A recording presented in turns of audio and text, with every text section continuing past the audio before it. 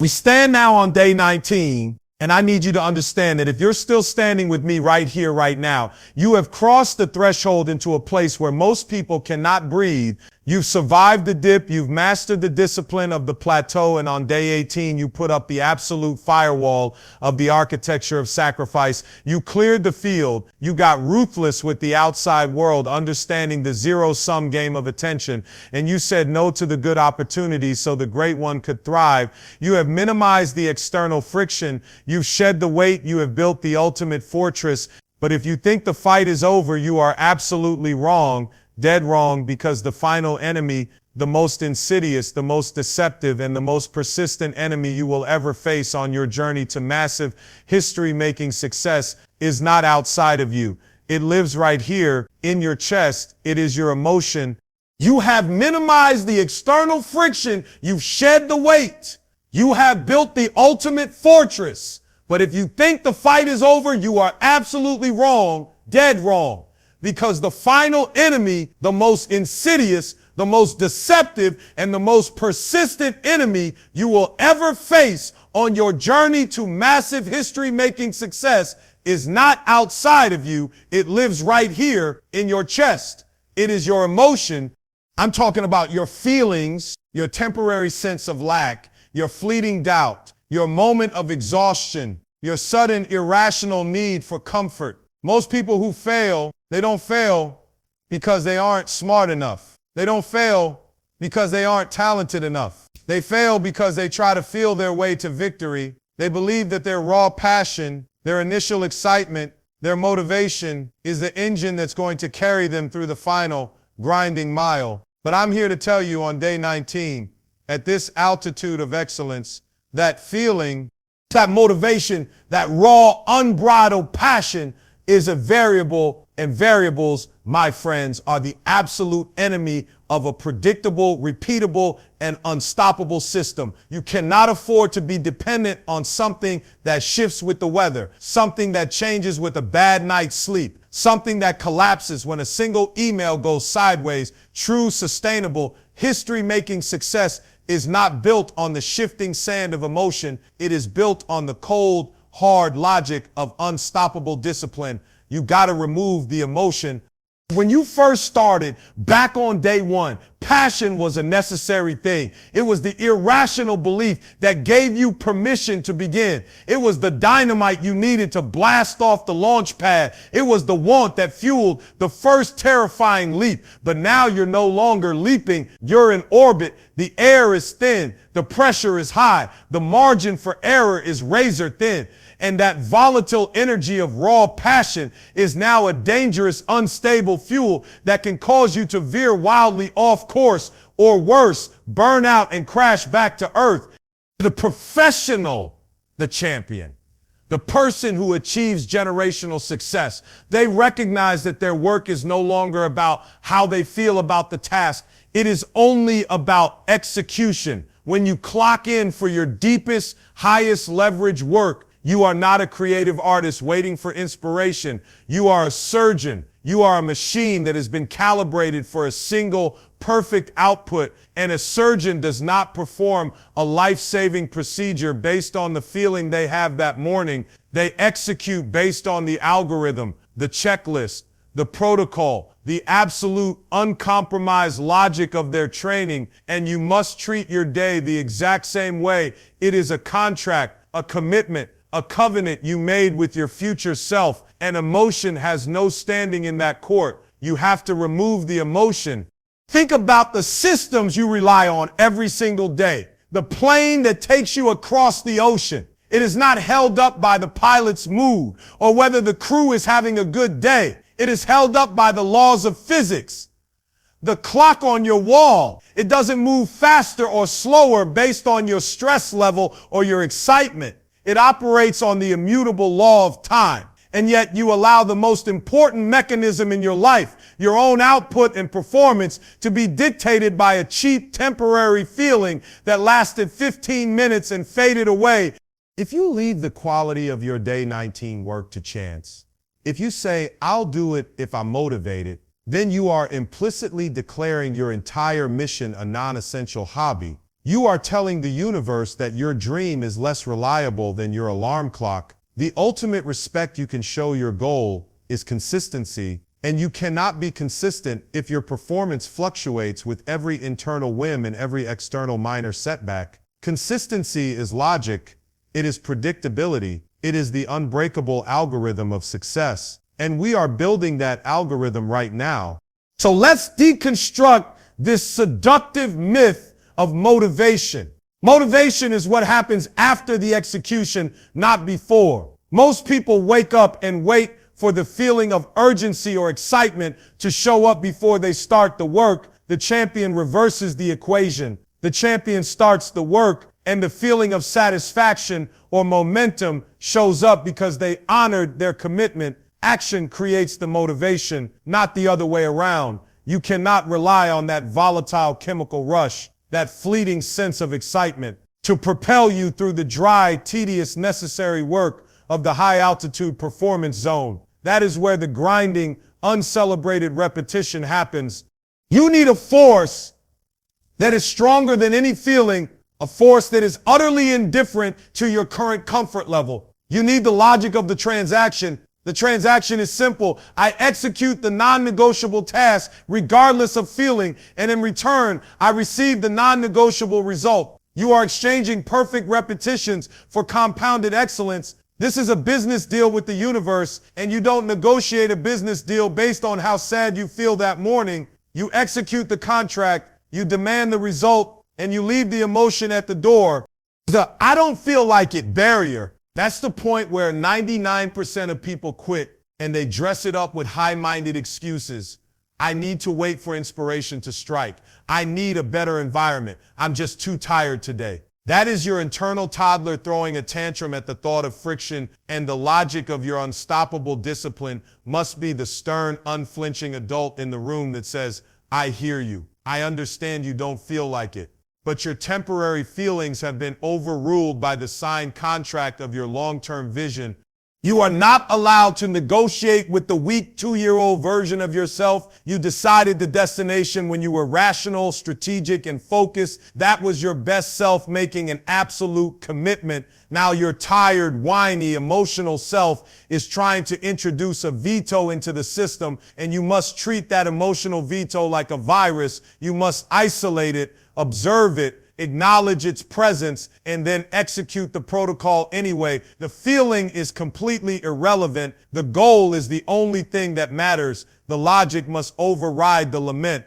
The logic of your success requires you to look at your entire process like a machine running a diagnostic. When the machine senses a breakdown, when you get a sudden wave of self-doubt that screams, imposter, when the paralyzing fear starts telling you that you're not good enough or your work is garbage, that is just a data point. It's not a stop sign. It's not an instruction. It's merely noise in the system that requires a logical response. The emotional person engages with the noise. They argue with the self-doubt. They allow the internal criticism to paralyze their movement for days.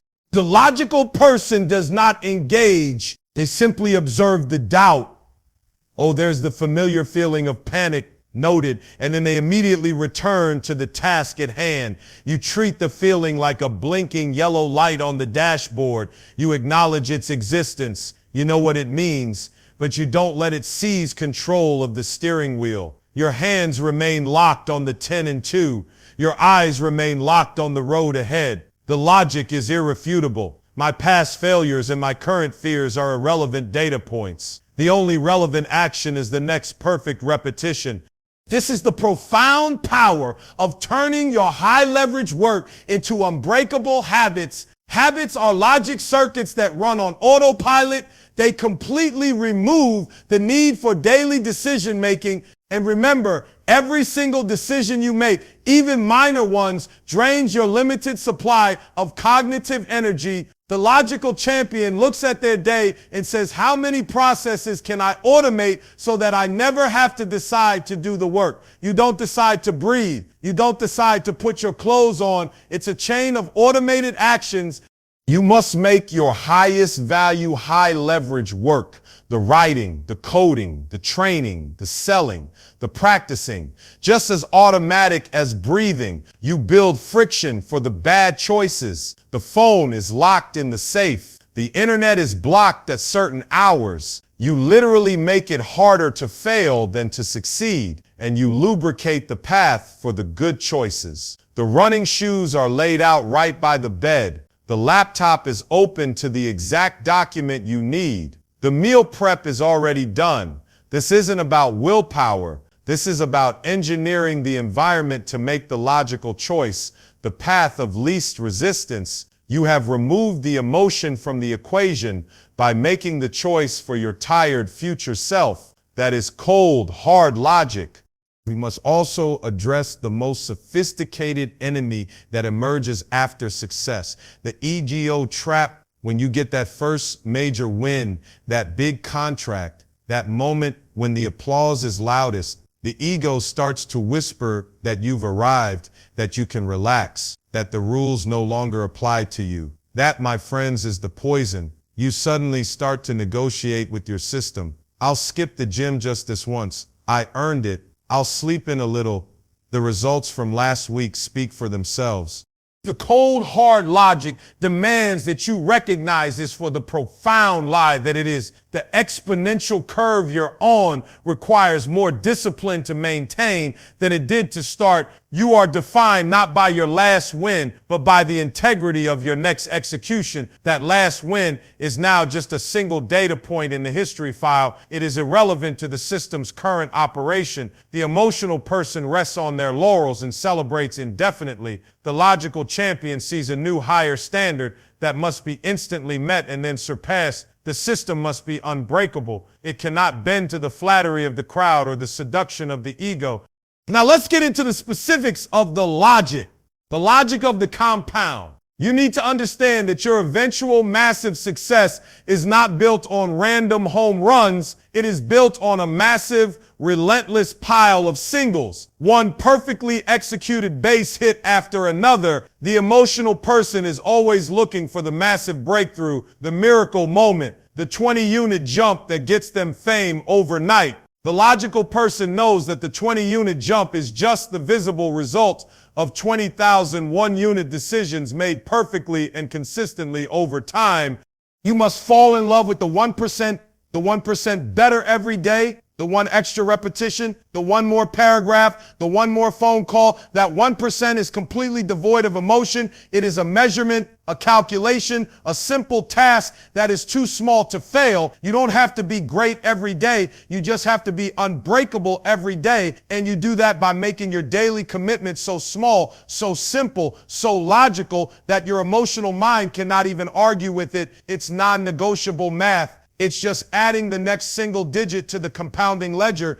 This is why you must adopt the sniper's mentality. The sniper is the ultimate example of the cold, hard logic of unstoppable discipline. Their entire life in the field is a system designed to eliminate every single variable: wind speed, distance, humidity, heart rate, and especially emotion. They are trained to breathe, hold, calculate, and fire. The moment of execution is completely mechanical. The sniper is not thinking about their hungry stomach. They are not thinking about the fight they had last night. They are not thinking about whether they want to pull the trigger.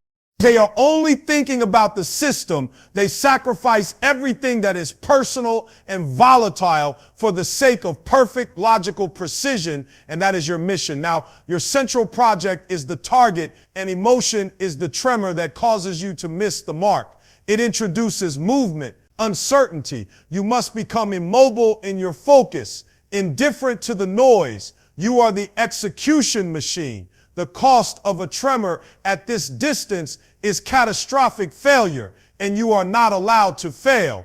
So what is the core contract you must sign today? It is the contract to remove the feeling from the feedback when you receive criticism, when a product launch fails, when a client rejects your best work. The emotional person crumbles. They take the rejection personally. They internalize the failure and allow it to hijack their performance for the next week. With self-pity and anger, the logical champion sees the feedback, positive or negative, as nothing more than data.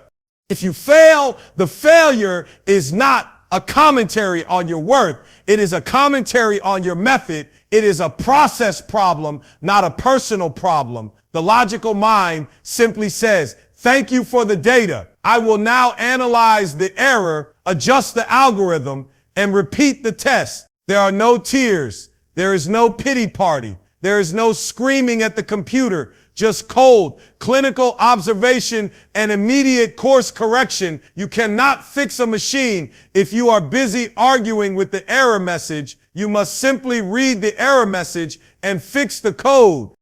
And let's look at the ultimate logical decision, the logic of pre-commitment.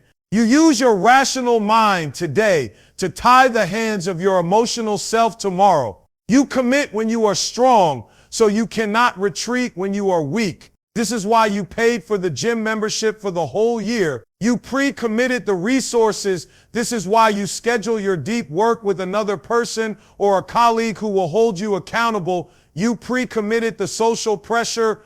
This is why you set up the automation that makes the task start itself. You pre-committed the process. You create rules that are so rigid and so logical that your emotional self cannot break them without activating a painful penalty. You look at your schedule for tomorrow and you don't write work on Project X. You write start coding at 6 a.m. in the designated workspace with phone off until 9 a.m. That specificity, that ironclad commitment, that is the logic that protects the mission from the inevitable internal weakness that will arrive at 5:58 a.m. You remove the need to decide by deciding now. Now let's address the final beautiful paradox of this cold, hard logic. You might think that removing emotion makes you less human, less creative, less connected to your work. But the exact opposite is true. When you build a system that automatically handles all the tedious, volatile, high-friction work, when you stop fighting with yourself every single morning about whether to start, you free up a massive, profound reservoir of mental energy.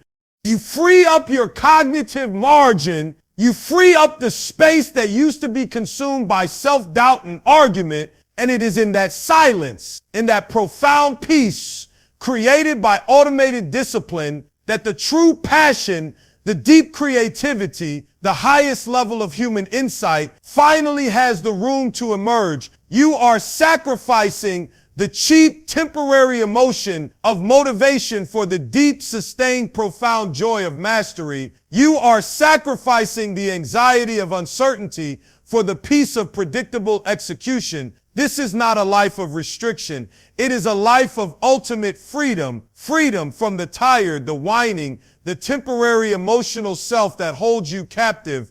Because the truth is, your emotional self is weak. It seeks comfort. It seeks the path of least resistance. It is a terrible master and a relentless saboteur. It will sell your dream for one more hour of sleep or one slice of cake. But your logical self, the self that understands cause and effect, the self that knows that 1% done perfectly today will multiply into 1,000% next year. That self is your ultimate ally. That self is the one that sits down and says the contract is signed, the protocol is active, the algorithm is running, and we are moving forward, period. You stop asking for permission from your feelings and you start demanding compliance from your actions. You demand that your system runs flawlessly, automatically, indifferently. The logical champion understands something that the emotional amateur never grasps, and that is the ultimate sacrifice of immediate validation. The emotional person is running a short-term game. They crave the immediate hit, the dopamine rush of seeing the work praised instantly. They need the likes, they need the applause, they need the feeling of accomplishment right now. And so they naturally gravitate toward the work that provides that instant feedback, the easy wins, the visible tasks, the shallow processes, but the work that actually changes the trajectory of your life, the work that builds the exponential growth curve, that work is almost always characterized by a profound delay between effort and reward. It is the silent, lonely, deep work that might not see the light of day, might not be ready for critique, might not be perfect enough for presentation for months or even years. Your emotional self hates this delay. It sees that long, empty void between the initial effort and the distant success, and it screams futility. It screams, this isn't working, and it tries to pull you back to the comfortable, applause-driven, shallow end of the pool. But the logic must hold fast. The logic of compounding interest, the logic of massive structures, the logic of true disruptive innovation. It all requires the patience of the architect. The skyscraper doesn't get its visible height until the hidden foundation has been laid perfectly and patiently for months in the dark. You must sacrifice the feeling of instant relevance for the reality of delayed massive impact. You must trust the algorithm, trust the math, that if you put in the perfect repetitions today, the exponential result must arrive tomorrow. That is not hope. That is physics. That is the cold, hard logic of the universe. And this is especially true when it comes to failure. Most people treat failure like an emotional crisis, a total devastating breakdown of their worth, a sign from the universe that they were never meant to be a champion. And so they retreat, they hide, they panic. The logical champion, however, treats failure exactly as we discussed. It is merely data with a high price tag. You paid a steep price in time, effort, and resources for that failure. So you damn well better extract every single ounce of information from it. The emotional mind says, I failed. I am a failure. The logical mind says, the system produced an undesirable outcome. The variable X resulted in negative Y. I will now isolate X, adjust the protocol, and rerun the simulation. There is no self-blame. There is no moral judgment. There is only the irrefutable imperative to optimize. Every time the machine breaks, you get a free blueprint on how to build it stronger. You cannot let the pain of the event blind you to the treasure of the data. The final essential phase of this logic is achieving a state of ultimate indifference. When you first start, you care deeply about what everyone thinks. You care deeply about the outcome of every minor event. Your emotional sensitivity is high, but as you progress and as you build this unbreakable system, you must realize that both the compliments and the criticism, the wins and the losses, the applause and the silence are all external variables that must be met with the same cold, quiet acknowledgement. They are all just noise. The praise is irrelevant because it belongs to the result, not to the executioner. The criticism is irrelevant because you already have superior data on the process. Your validation comes only from one source, and that is the integrity of your own output. The perfect execution of the daily non-negotiable algorithm you designed. When you reach this state of indifference, you are truly free, free from the anxiety of wanting to please, free from the devastation of external judgment. You are no longer controlled by the external environment. You are controlled only by the logic of your own relentless system. Listen to me closely on this final point of the cold, hard logic. The greatest threat to your system now is not a dramatic lapse. It's the subtle, insidious negotiation that begins with just this one time. That is the Trojan horse that your emotional self drives up to the gates of your fortress every single day. Just this one time, I'll check the social media during the protected void. Just this one time, I'll skip the repetition. Just this one time, the rules don't apply. That seemingly innocent exception, that minor emotional break, is the introduction of volatility back into a system that must be stable. You are literally re-injecting the emotional virus that you spent 18 days trying to quarantine. You are telling your brain that the system is conditional, and a conditional system is a brittle system. It will snap under the first pressure test. The logic demands zero tolerance for exceptions because the cost of that single negotiation is not the time lost, but the integrity of the system itself. You break the rule once, and you have taught your brain that all future rules are negotiable. You have reintroduced the power of the feeling to veto the power of the logic. The logical champion has eliminated emotional vocabulary from their internal script. They don't use the word hope. They use the word calculate. Hope is an emotional prayer. Calculation is a logical certainty. They don't use the word try, they use the word execute. Try is an emotional exit ramp. Execute is a non-negotiable command. And they definitely don't use the word feel when discussing their performance. The only language permitted in the control center of your mind is the language of certainty. This language requires you to identify the protocol, confirm the parameters, and deploy the action. You are not expressing an opinion about the mission. You are reading the instruction manual. You must adopt this cold professional language because it immediately shuts down the emotional part of the brain that wants to argue, debate, or justify the failure.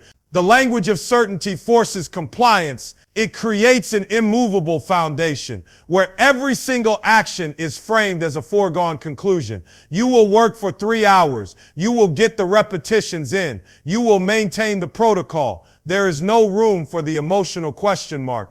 This is what makes the champion unbreakable. They have made their system inviolable. The logical protocols you set up on day 18 and day 19 must become a sacred, unbendable law. You treat your protected void like a religious Sabbath, a day or a time block, when the rules of the outside world, the demands of other people, and the whims of your own comfort level simply cease to exist. They are suspended. The system runs, period.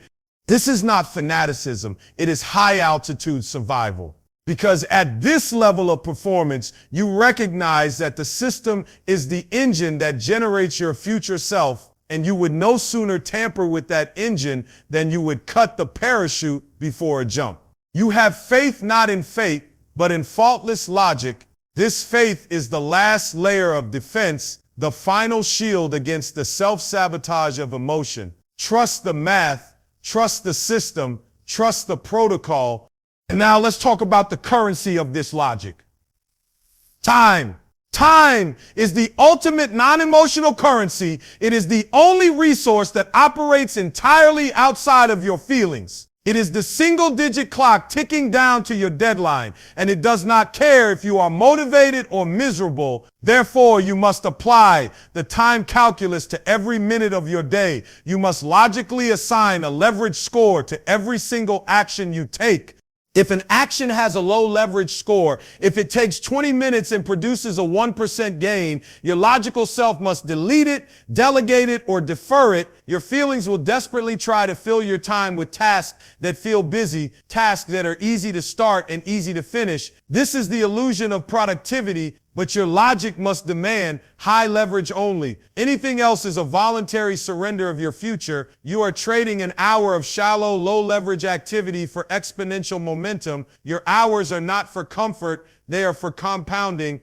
This brings us directly to the law of irrelevance. Understand this truth. 90% of the noise you hear, 90% of the tasks on your checklist, 90% of the work you think you need to do is statistically irrelevant to the final history-making outcome. Your emotional mind loves irrelevance. It loves the safe, predictable, busy work, the organizing of the folders, the endless planning about the work, not the work itself. Your job as the logical champion is to identify the crucial 20% of actions that will yield 80% of the result, the single high-friction, non-negotiable task that moves the needle by the maximum margin, and your logical command must be everything else is noise that must be clinically ignored. If it does not directly feed the central project, it is a distraction, it is a tax on your attention. You are not paid for effort, you are paid for impact. And impact is achieved only by ruthlessly prioritizing the few things that matter over the many things that feel important. I need you to recognize the subtle, powerful pull of the gravity of mediocrity. Mediocrity doesn't announce itself with a bang or a catastrophic crash. It announces itself with a soft, warm whisper of settlement. It's the feeling of good enough. Your emotional self craves good enough because it requires minimal risk and minimal sustained effort. It is the comfortable, well-worn path, but comfort, my friends, is the killer of trajectory.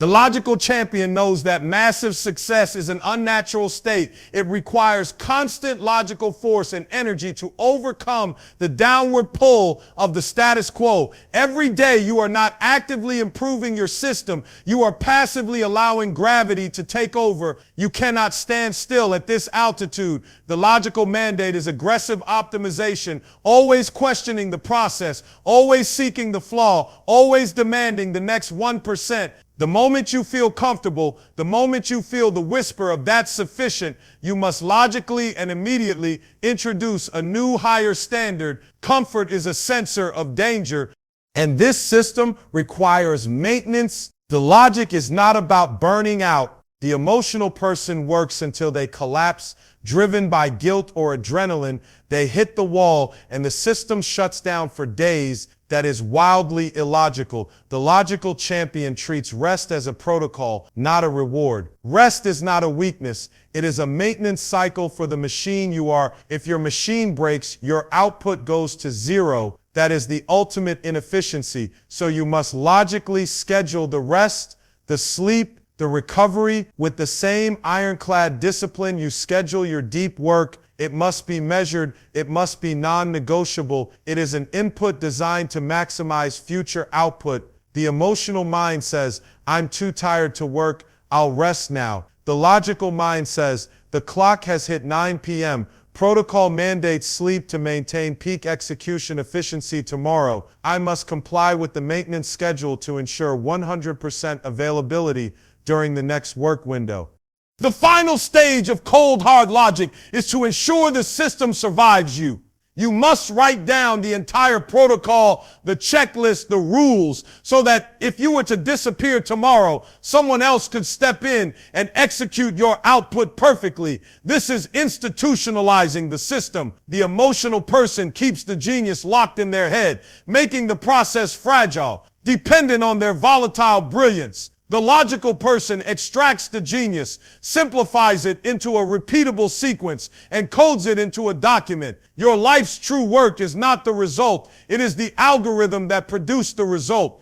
This system must be so logical, so clear, so ruthlessly standardized that it can be passed on, it can be scaled, it can be automated. This is how you transition from being a brilliant individual performer to a generator of generational excellence. Your legacy is not the thing you built. It is the unbreakable process that can continue to build long after you've moved on.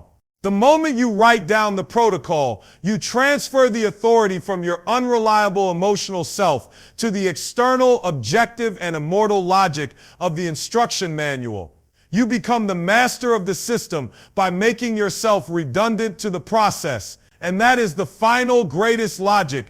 Now let's turn our attention to the internal battlefield. You must win the war on pretending. Every champion knows deep down the one task they are procrastinating, the one piece of friction they are actively avoiding. The emotional mind will construct elaborate, logical sounding excuses to avoid that high friction, high leverage task, substituting it with 10 low friction, low leverage items.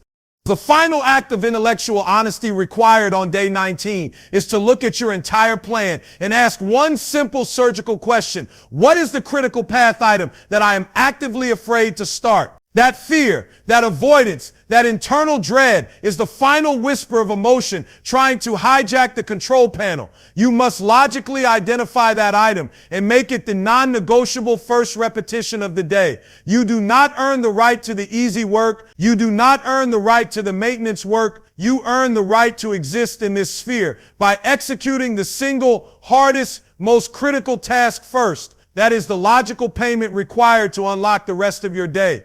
This leads directly into the logic of quality over speed. Do not confuse mere velocity with true momentum. Speed in the hands of an emotional amateur is just a faster path to a lower quality result. The system demands perfect repetition, not fast repetition. The ultimate quality is the result of an algorithm executed without compromise. If you introduce sloppy shortcuts to satisfy the emotional craving for a quick finish, you are introducing error debt that will compound exponentially down the line. You are not just building a product, you are building an identity, and that identity must be one of irreproachable standard. Your name must become synonymous with the logical endpoint of excellence. The emotional person rushes to prove something to the outside world. The logical champion slows down to prove something to the integrity of the system itself. The speed will come after the 1,000th perfect repetition. It is the inevitable byproduct of flawless process, not the goal of the initial action. And we must institute the inventory of regret. This is the final psychological defense against the weakness of inaction. Your emotional self will try to convince you that sitting on the couch or scrolling for another hour is comfortable, that the pain of inaction is small, but the logical champion must calculate the true compounded cost of that hour. Imagine yourself 1 year from now, looking back on the sum total of those forfeited hours. That inventory of regret, the project never launched, the skill never mastered, the momentum never captured, is an emotional deficit so vast, so painful, that it must override the temporary pleasure of comfort. The logical choice is clear. You must actively choose the finite pain of the repetition. To execute this, you need a personal standard of truth. You must become the judge, jury, and executioner of your own performance. You cannot rely on external metrics. The moment you rely on the outside world for validation, you have ceded control back to the variables. The logic must run inside the fortress. Your personal standard of truth is this: did I execute the non-negotiable protocol perfectly today, regardless of the result or the feeling? If the answer is yes, the day is a success. Even if the public result was a failure, if the answer is no, the day is a failure. Even if the public result was a fluke win, the score sheet that matters is not on the external leaderboard. It is on the internal ledger of integrity. You are accountable to the system, and the system answers only to the truth of the repetition. This is the final total surrender to the logic. You become an army of one whose only allegiance is to the protocol of excellence. The next logical step is to institute the logic of scarcity. Your emotional self hates scarcity. It wants endless options, endless time, endless freedom to meander. But the champion knows that constraints create focus. Scarcity is not a limitation. It is the ultimate tool of logical compression. You must weaponize this tool against your own tendency toward dithering. You must set your work window so short, so brutally tight, that your emotional mind doesn't have time to negotiate. When you operate with a zero-based mindset, every unit of time, every unit of budget, every single decision must logically justify its existence today.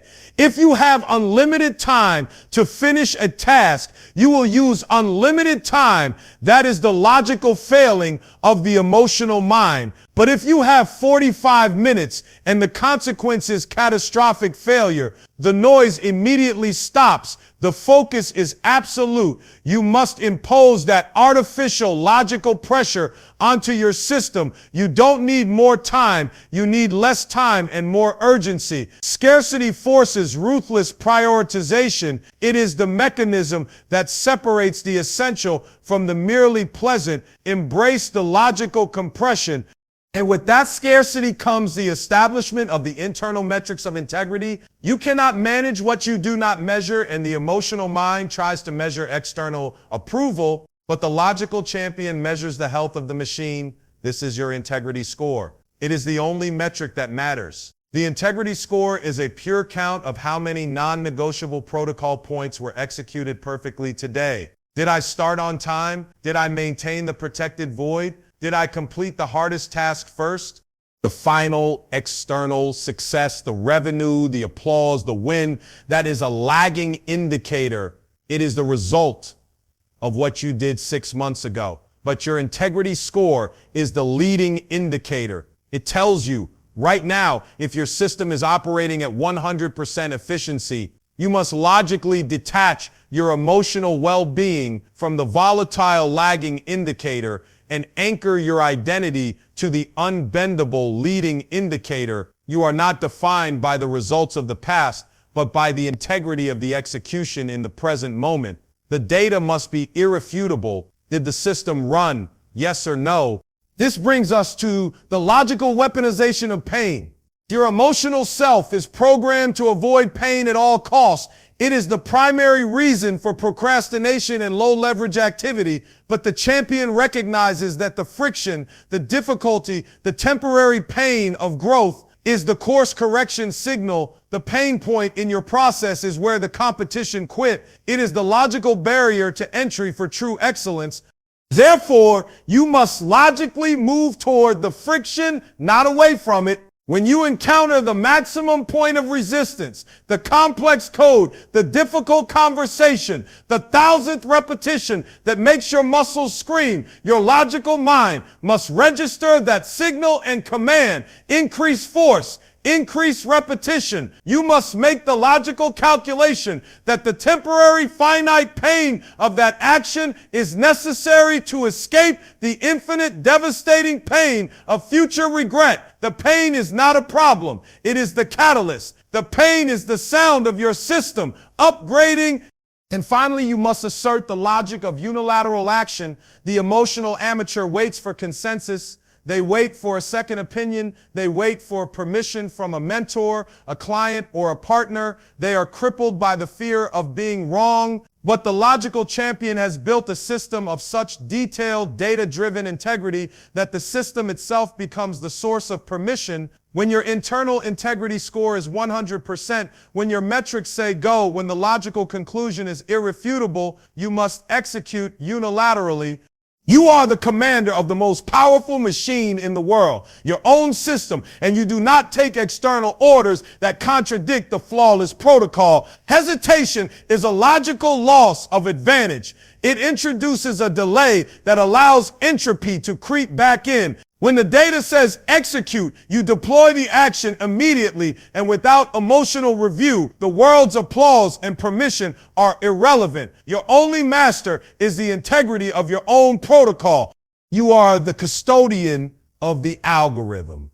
Your job is to design it, implement it, and defend it from your own internal volatility. The moment you believe the success is due to you, to your sudden feeling of brilliance, you start to negotiate with the system. You get cocky, you get sloppy, and you fail. The ultimate humility of the true champion is the recognition that the system is infallible and the individual is the weakest link. Your job is to make your behavior infallible by removing the human volatility from the daily equation, by operating on cold, hard, logical command. You are choosing your identity. You are choosing to be the person who is defined by their discipline, not by their desires. Go build that machine. Go enforce the logic. Go be unstoppable. Let's go. Let's get it. E.T.